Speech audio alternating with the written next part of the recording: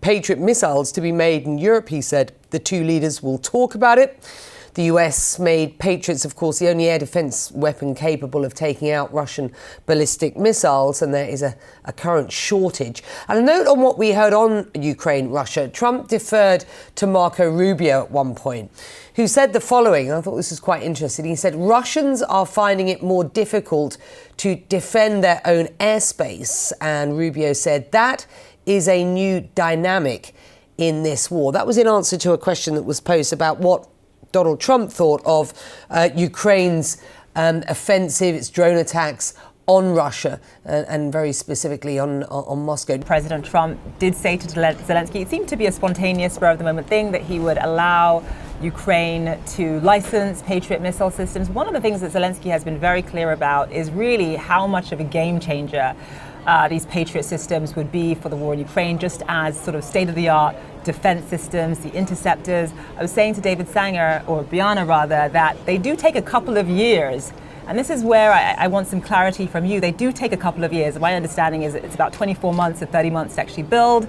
They cost about $1 billion. And when you think about the urgency on the battlefield for Zelensky, and by the way, when just in terms of them being targets in and of themselves, I mean, if you have Ukraine building these systems, Russia, of course, will target the systems as well. Just talk to us about how tricky it will be for Ukraine to sort of build these quickly in time in order to make a difference on the battlefield as soon as possible.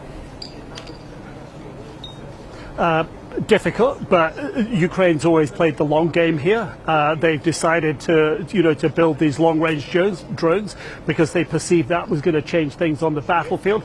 I mean, let's face it, this isn't the first time Ukraine has cried out for military support. It was, artillery shells at the beginning, and then it was modern battle tanks. And NATO and the United States, part of NATO, they just sort of said, can't get there, can't do it. The nature of that conversation has changed over the years, but President Zelensky has been pressing and asking for these Patriot missile defense systems for some time now, for quite a number of, probably going back, not specifically on these, but a couple of years pointing this out. But the battle space has changed, and Zelensky's been very accurate in his analysis of how it has changed, that this war is going to be decided in the air, that Ukraine does have these long-range drones that are now systematically targeting the energy production refinement capability inside of Russia, deep inside of Russia, in Moscow, in St. Petersburg, and way deeper than that as well, which is putting pressure on President Putin. But the reverse has been true, that Putin's been improving his ballistic missiles, improving his drone capabilities, jet-powered drones, these sorts of things. So the defensive missile systems are the balancing part for Ukraine if they're going to win the battle in the air. So can it be done quickly? Not as quickly as Ukraine needs. They have shown a resilience and a willingness to play the long game, fight the long game, a war of attrition, but a war of attrition that is changing because the technology and the persistence of Ukraine is changing. So, the president joked there, I think there in the meeting with President Zelensky, that this could be done pretty quickly because the Ukrainians are smart with this. Look, they will probably be quicker than most countries because of what David said, their historic experience, their engineering skills. Not only that, but the pressures of war, they need to do this. This is their survival. There is every motivation for them to go as fast as possible, just as quickly as the Raytheon executives can get up to speed with what it is they're going to be able to provide exactly, how many. There's a blueprint, right? But there's a lot between a blueprint and a produced defensive missile. You have to have the factory space. You have to protect it from Russian attack. It has to be secret, presumably. You have to have the machine tools to do it. You have to make the machine tools to do it. You have to have the right size of machine tools. But we saw that with Ukraine with the battle tanks. They got there. They got these super sophisticated modern battle tanks that could outmaneuver the Russians' old-fashioned battle tanks, which they're now producing more modern ones, the T-90. But Ukraine got these battle tanks that NATO nations are using, where they could sort of go into high-speed reverse. Russian battle tanks couldn't do that.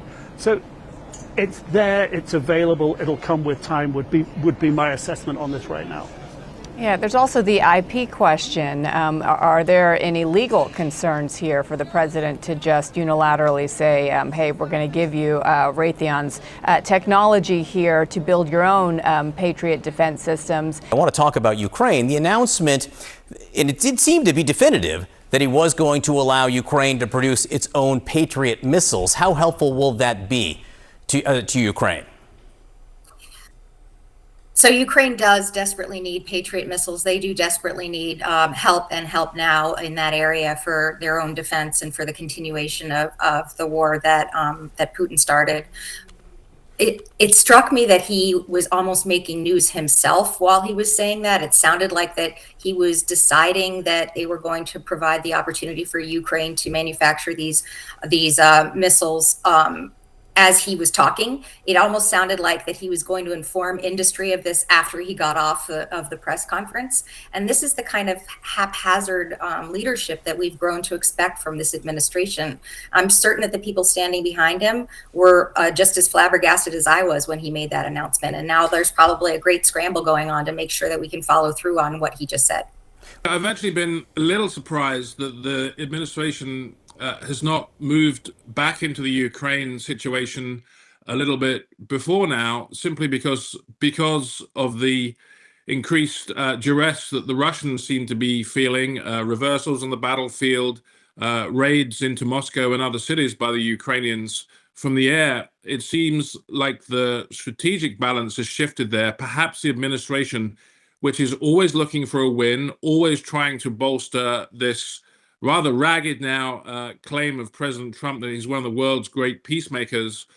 Do they get into this now? Of course, it would be ironic, since most of the shifting has taken place at a time when the US has absented itself from the whole Ukraine situation. But potentially coming in, could it be a positive influence in trying to convince Putin in these different circumstances to move towards a deal?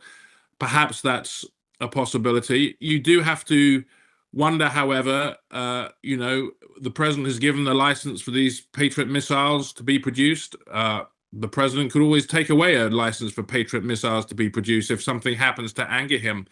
I think what I've been struck with at this summit is that President Trump's mood and personal prejudices now seem to be driving American foreign policy in often volatile and contradictory directions at any moment. So for now, he's hot on Ukraine. Perhaps he won't be in a few days. In his first term, President Trump was equally angry and unpredictable at a lot of these summits, but there was a foreign policy structure around him in the White House and in the State Department, in the Defense Department. Now none of that exists. Everything exists just to act in accordance with President Trump's moves in any moment, and to create almost a strategic architecture around them in retrospect, to suggest that he knows exactly where he's going. But there doesn't seem to be a lot of a plan in any American foreign policy right now. And I think that means, however we see progress on some fronts and back-stepping on others, this is going to be a very volatile 2.5 years while he's still president. You had a chance, I understand, to meet with the Ukrainian President Volodymyr Zelensky earlier today, just ahead of his meeting with President Trump. How did that go? It was a very positive meeting, Wolf. Look, they're making real progress on the battlefield. They are striking deeper and deeper into Russia. What we haven't accomplished as a country with sanctions, they're now accomplishing with missiles. They're blowing up oil refineries. The people of Moscow and St. Petersburg are waiting in line for gas at the gas pump that's hours long, and it's beginning to sap support for this war from the Russian people. They're also imposing huge costs on the battlefield. 35,000 Russian troops are being killed or severely wounded every month. And all of this is because Ukraine has developed the world's best drones and counter-drone technology. They've really changed the shape of the battlefield for the future. And I have been urging the Trump administration and Pentagon to invest more in our partnership so that our military can learn the lessons of this war in Ukraine and so that our country can benefit from their technologies to defend everything from civilian infrastructure like football stadiums and water systems to our military bases and embassies in the Middle East and in our home country. I'm hopeful that they'll make progress on that this year. It has strong bipartisan support.